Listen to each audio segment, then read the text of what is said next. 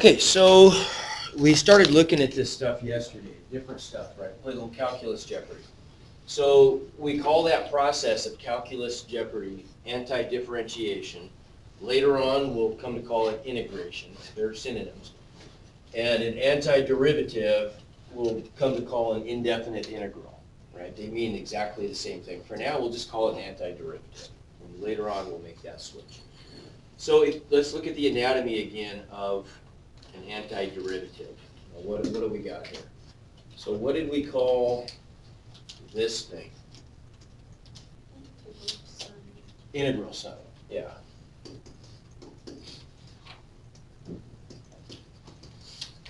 And that's just a sigma. It means that we're summing something up, although that part's not going to make sense to you right now. It will shortly. What did we call the part, this, well, what's this thing right here? Good.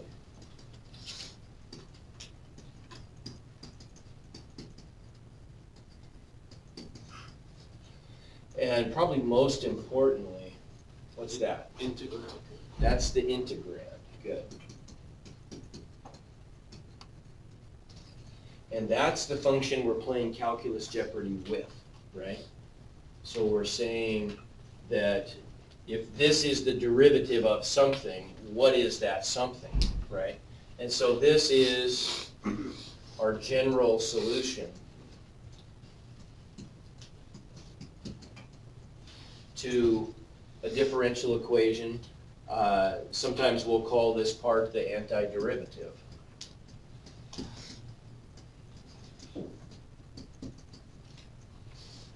Okay, and so what I want you to see here, first of all, is that when we talk about antiderivatives and derivatives, I want you to see that they are essentially inverses of each other. They're inverse operations, right? We can do something like it to illustrate that. Let's take this statement. Let's sort of dissect this. Does this make sense? If I take the antiderivative of the derivative of a function, they effectively cancel out. The antiderivative and the derivative cancel, and we just get back the function. Let's illustrate that. What if, for example, f of x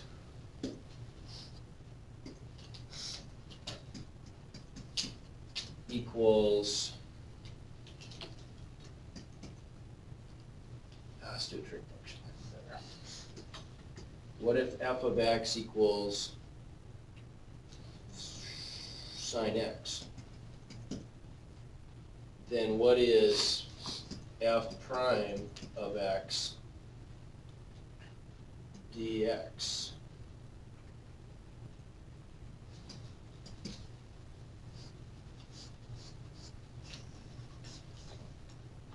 Here's what's f prime of x. We don't need a dx here. No. What's f prime of x? Cosine of x. Right? And so do we end up getting the derivative of the antiderivative of the derivative of cosine of sine x equals sine x?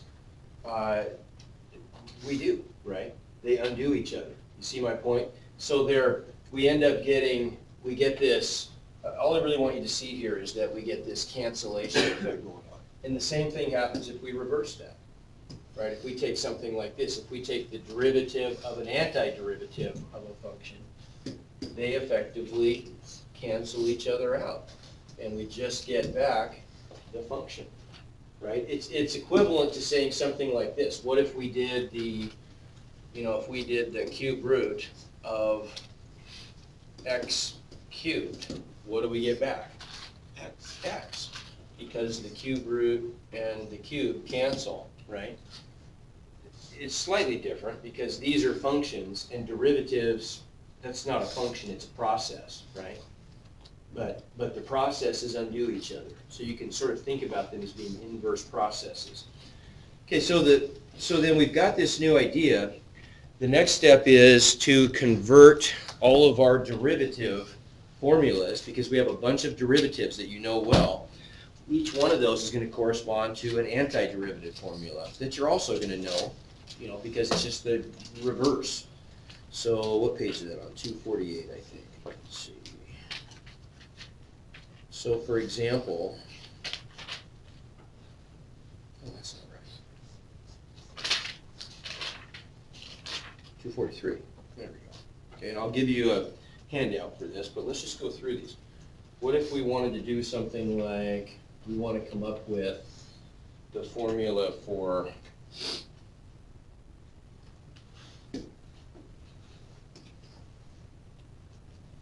that goes along with the derivative with respect to x of sine x equals what? Okay. We want to convert that into an antiderivative formula. The antiderivative of something dx equals something plus c, right? How are we going to get from yellow to green? What do you think? Well, the fact that we have an antiderivative of an integrand times dx gives us our first clue. So we're going to rewrite this in differential form, right? Which just means I'm going to multiply each side by dx. So the derivative of sine x is cosine x dx, and that's our differential form of that derivative, right? Okay, so then what if we anti-differentiate each side, right? So the antiderivative of a derivative cancels, and I just get back sine x, and then on this side I end up with antiderivative of cosine x dx, but I've got to do this only to within a constant, right? Because I know if I'm differentiating something, there could have been a constant there also, right? And so we end up with that.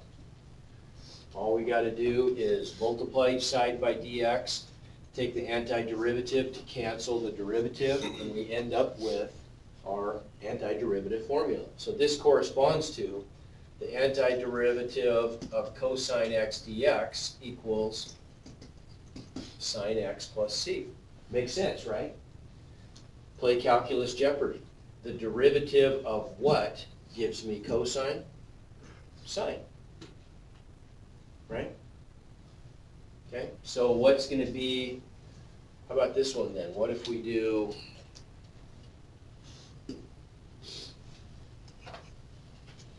antiderivative of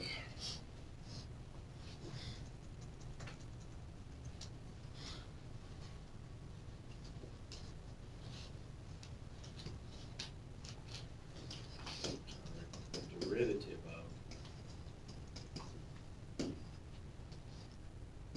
what's the derivative of secant x?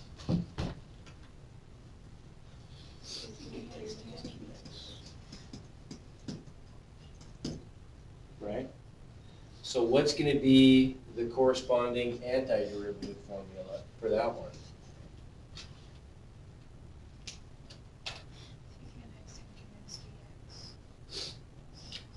Antiderivative of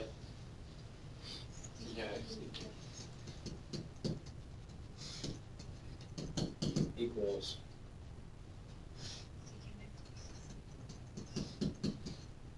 okay, right? Good, good, okay. Another one? Is it always just flipped? It is. It's always just flipped, exactly.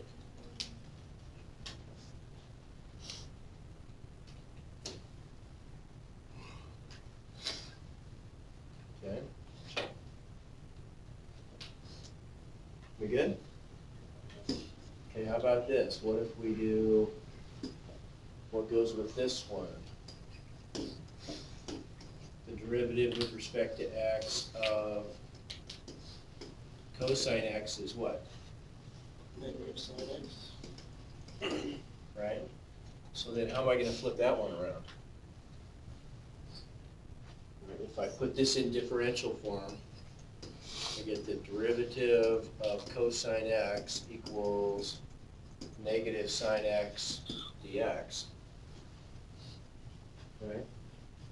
Now what? Antiderivative.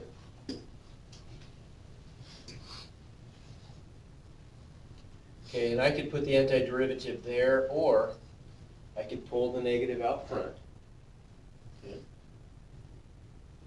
That's going to give me cosine x plus, I'm going to call it C1, equals negative antiderivative of sine x dx.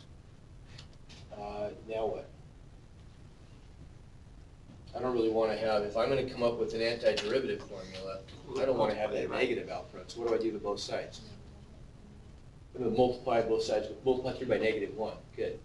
So I end up with, then, antiderivative of sine x dx equals, if I'm going to multiply both sides by negative 1, that becomes positive, and those become negative, right?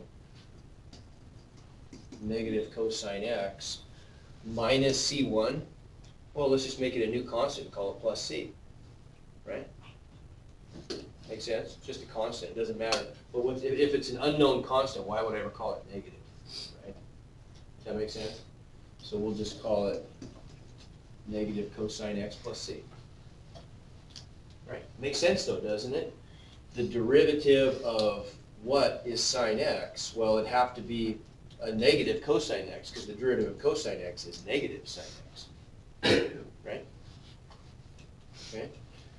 What about, so we could do that for all of them, right? We could take every one of our derivatives and quickly flip it into an antiderivative formula. What about this one though? Let's take a look at the power form, right? The derivative of power function. So if we do the derivative with respect to x of x to the n, what do we get back?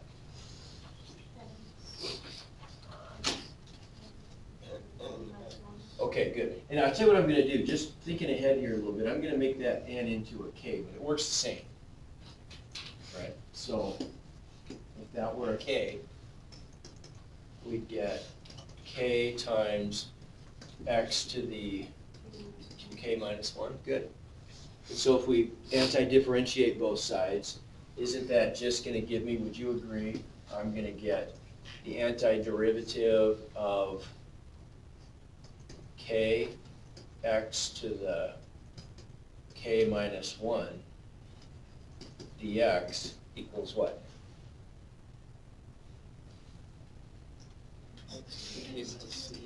X to the k plus c, call it c1, right? Okay, so now what can I do here? This is a constant, so I ought to be able to pull that constant outside of the antiderivative, right? So we could rewrite this as k times the antiderivative of x to the k minus 1 dx equals x to the k plus some constant c1. I don't really want to have, if I'm coming up with a formula, I don't want to have this constant out in front. I want to be able to know what to do with just x to a power if I'm taking an antiderivative, right?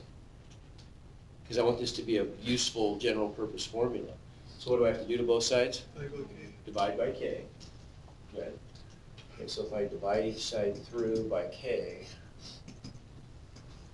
that's going to give me the antiderivative of x to the k minus 1 dx equals x to the k over k plus c1 over k.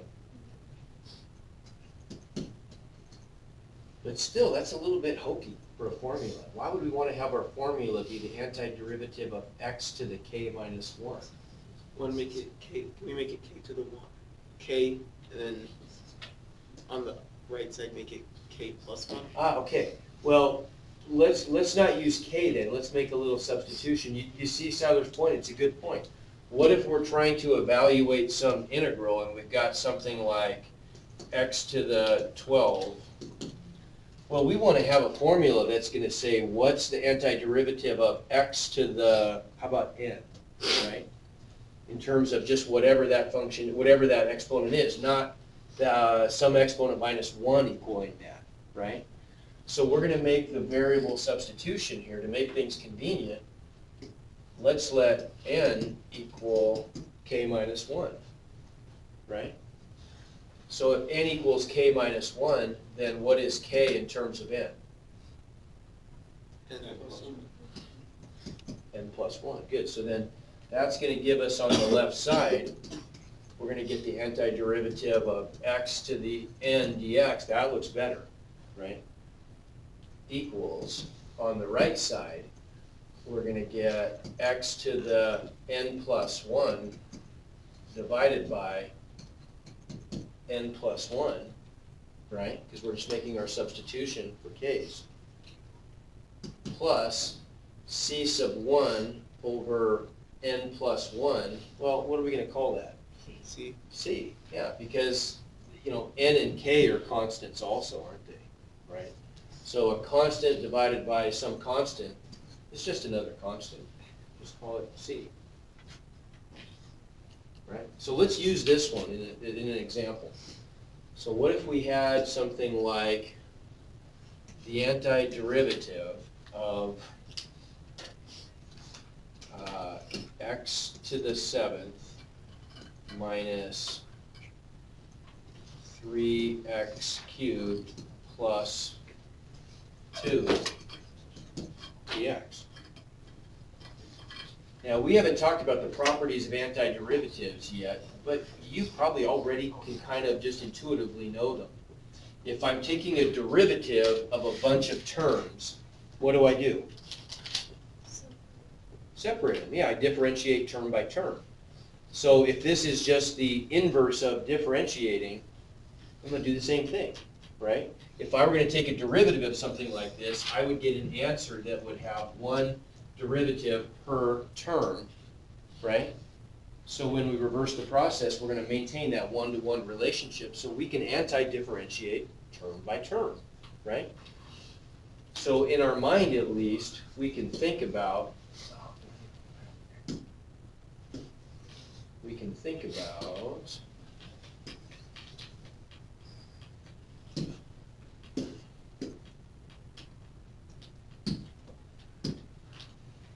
something like this. We don't have to write this out, right? This is sort of unnecessary, but in our head, we're actually doing this every time.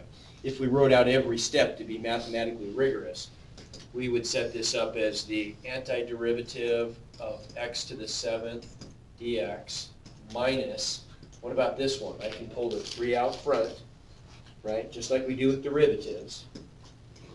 3 times the antiderivative of x cubed dx, I'm just distributing that, plus 2 times the antiderivative of dx.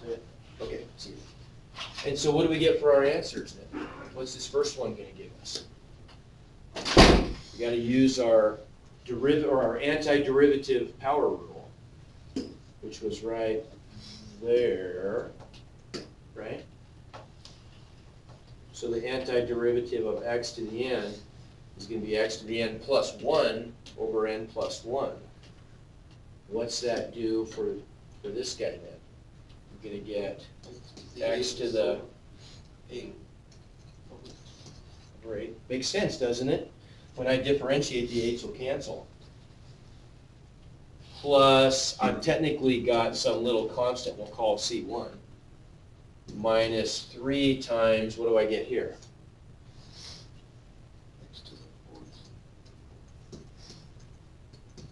Plus some constant C2. You can already see what's going to happen with these constants I've got. Right? Do we have to really worry about each individual constant? Probably. No. We'll do it one time only, but from now on we won't do this.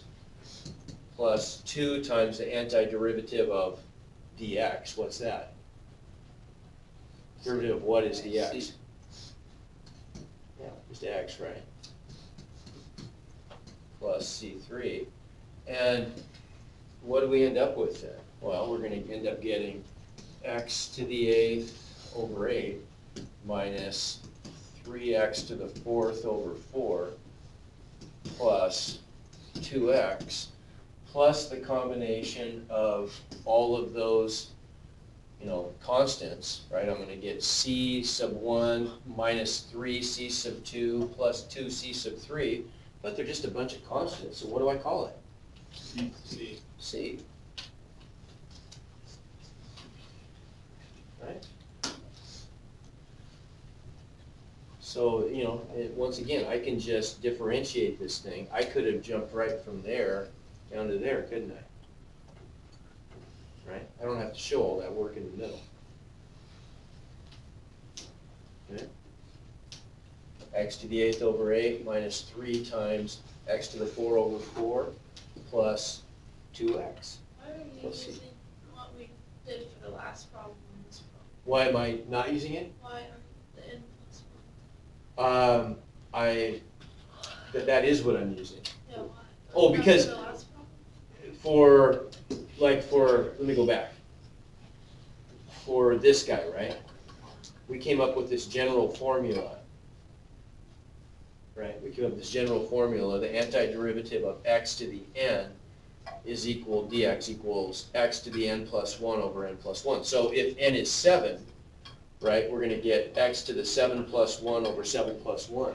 That formula's for anything. It's the antiderivative of a power function, right? So this is our inverse equivalent of what we used to do, which was that, right? We used to subtract 1, or bring the exponent down front and subtract 1 from the exponent, right? The inverse of that would be to add 1 to the exponent and divide by the exponent plus 1. Okay? How could you check your answer, by the way? How do we know that that is the antiderivative of all that stuff? Take the derivative. Yeah. If I take the derivative, what should I get back? The integrand, right? And I would. I'd get I'd get 8 times x to the 7 over 8, so the 8's would cancel, the 4's would cancel here, and I'd get minus 3x cubed. And here I'd get plus 2, I'd get plus, what would I get? I'd get, the x would cancel, and I'd just get a plus 2, right? Make sense? Okay. All right, let's try a couple, let's use this stuff.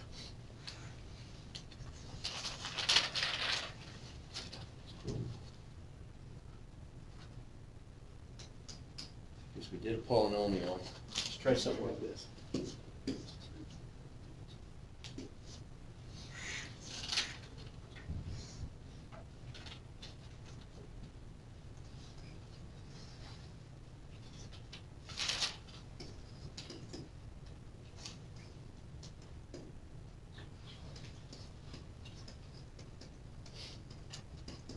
That's pretty hard.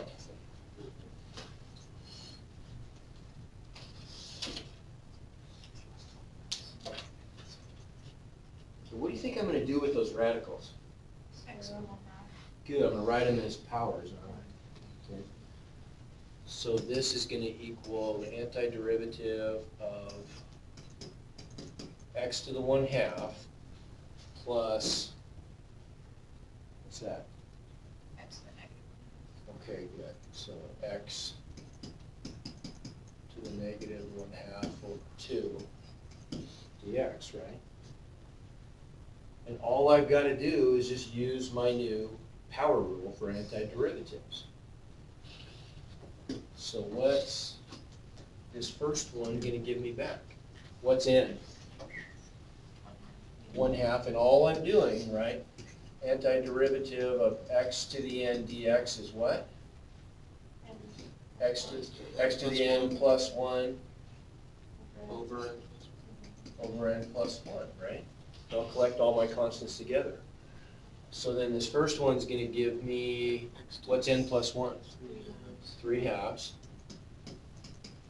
Divided by, but dividing by 3 halves, dividing by a fraction is like multiplying by the reciprocal, right? Okay, make sense?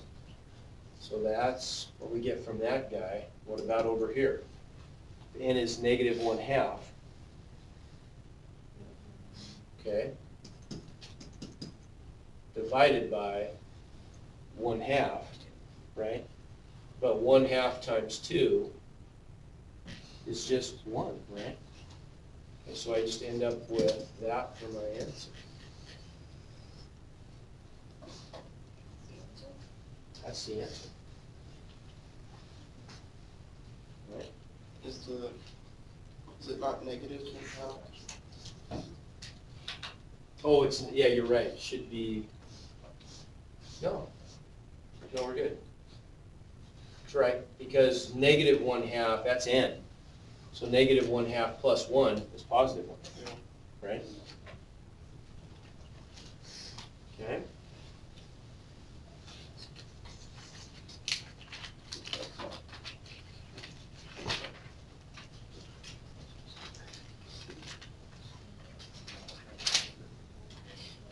Okay, so you guys want to see something amazing now, you physics types?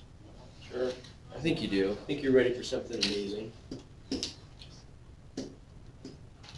So let's come up with, yeah, we can do this. Okay, let's do,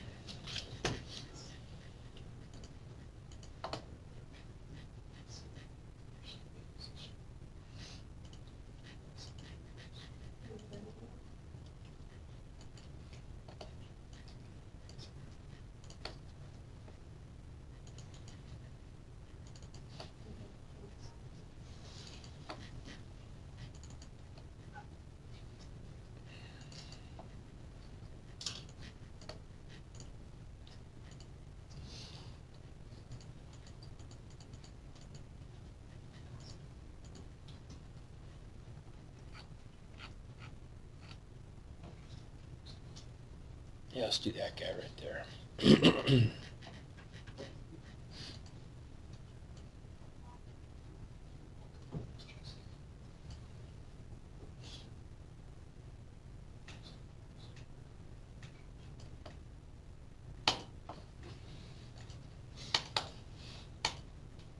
Okay, so this relates to the stuff we talked about yesterday, right? So we got a differential equation there, right? We have an equation with a derivative in it. dy dx equals 2x minus 1. We know that if we solve that differential equation, and let's just do this. So we've got the differential equation. We'll call it a dy dx. We can just call that y prime if we want to. Equals 2x minus 1.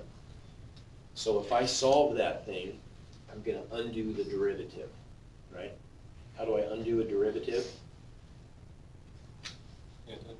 Anti-differentiate, right? So I'm going to get y equals the antiderivative of 2x minus 1 dx. That's an easy one.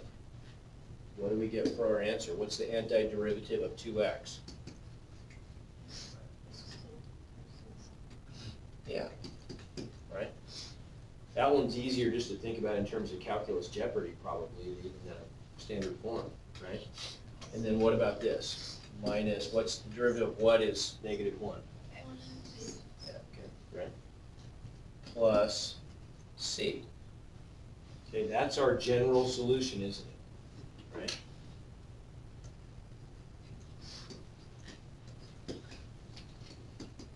So we're going to get an infinite number of trajectories that are, each one for each individual value of c. I mean, infinite number of values of c. If we just take the integer values of c, we would see here's a partial picture of the family of curves, right? Each one of those trajectories corresponds to a value of c, right? So what if, though, we're going to specify that we want the trajectory, we want the solution, the particular solution that goes through the point 1, 1.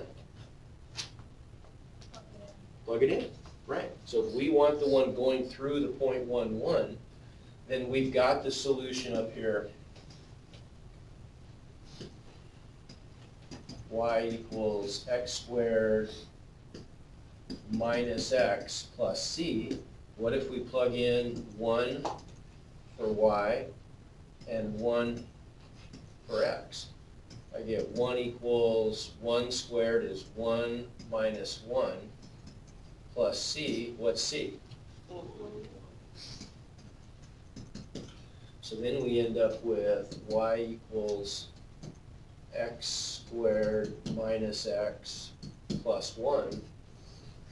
And that is, what do we call that solution? Particular solution.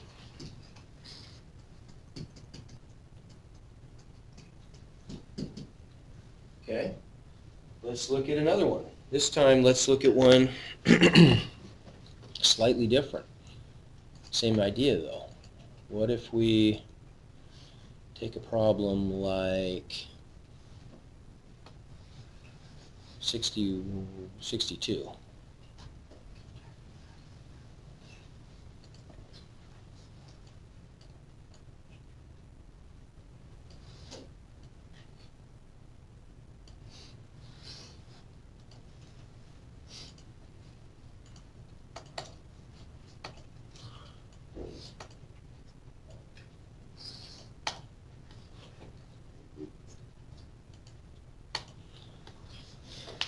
So this time the differential equation is right here. F double prime of x equals x squared. What is that? What do we call that thing? Second derivative, yeah. So the second derivative of f of x equals x squared. Notice we're given two particular conditions, right? Okay, so we could say these are what we might call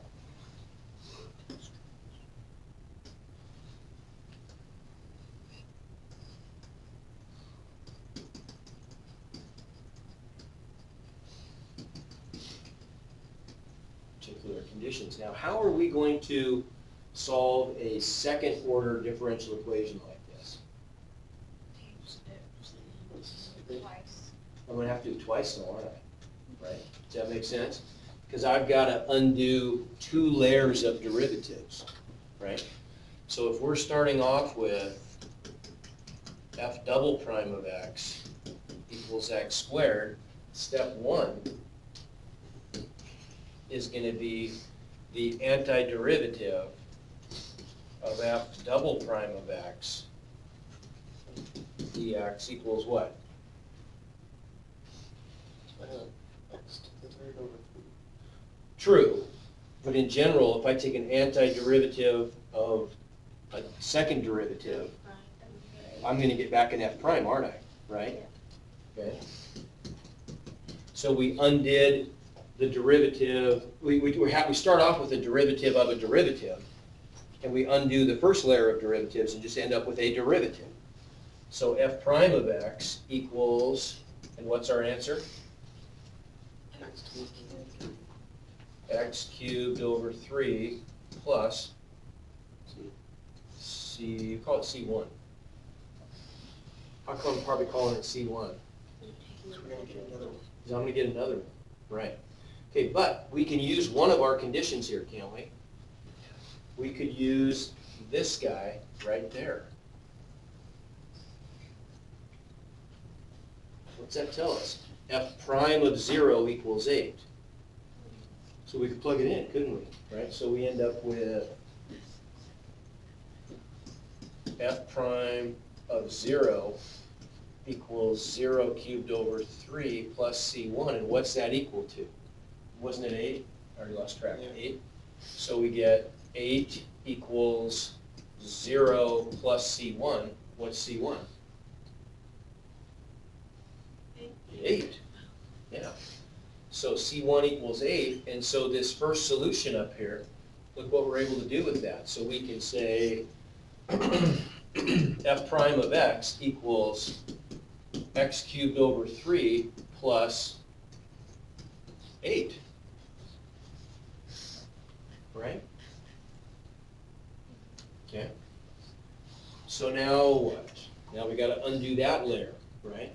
So what do we get if we anti-differentiate here? F prime becomes F. And over here, what are we going to get? What's that term going to give us?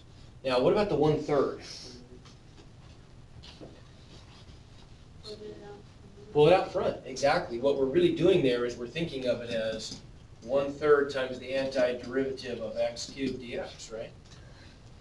So what's the antiderivative of x cubed dx? X to the 4th over 4, but we've already got a 3 there, times 1/3 is that, right? Plus, what's the antiderivative of 8 dx? Okay. Right? Plus, call it C2. But we've got an initial condition for that too. F of 0 equals 4. Right? So f of 0 equals 0 to the 4th over 12 plus 8 times 0 plus C2. Right? So we end up with 4 equals 0 plus 0 plus C2. So C2 equals 4. Right? So then what's that give us? We end up with the solution. F of x equals x to the 4th over 12 plus 8x plus 4. Right? Okay. Make sense? Okay. So these are called particular solutions. But because, and this is a place where I really don't like this, but lots of books call these initial conditions. These are initial conditions. How come these are initial conditions?